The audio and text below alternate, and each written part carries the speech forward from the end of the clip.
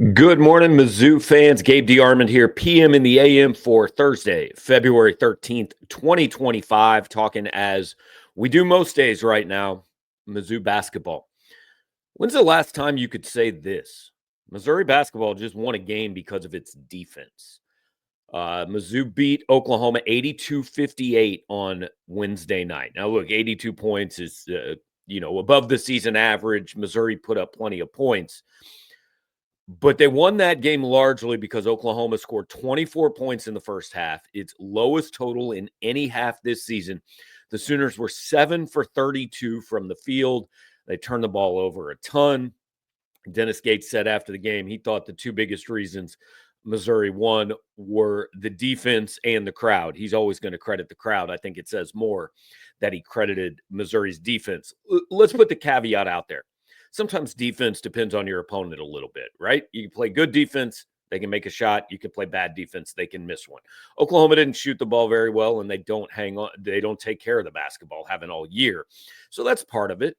But Missouri's defense deserves some credit too. It's been pretty good all year. Would probably be even better if Anthony Robinson, who might be their best defensive player, could find out how to stay on the floor a little bit more often, but that's a different issue.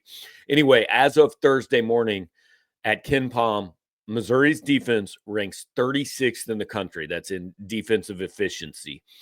It's not a measure of how many points you give up, but it's basically how good is your defense, applying a bunch of different things. So 36th in the country. That is, let's compare that to Dennis Gates' first 2 years.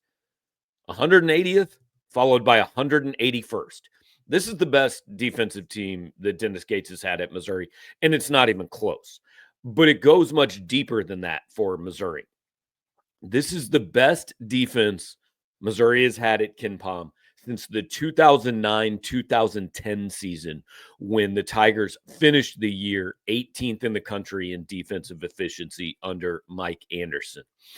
That includes every team that Cuonzo Martin coached, a guy who was known much more for his defense than his offense. I often said Cuonzo's favorite game would be like 50-49.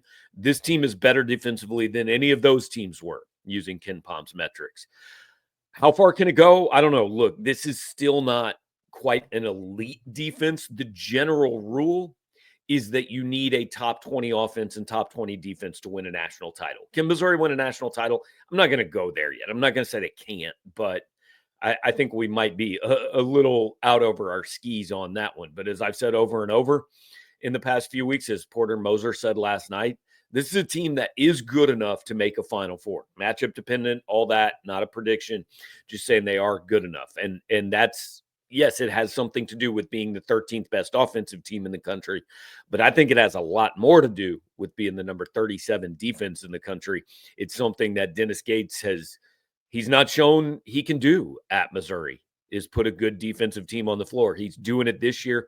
Missouri now 18-6. I think most people think probably one win away from NCAA tournament lock status. Next chance to get that comes Saturday afternoon at Georgia.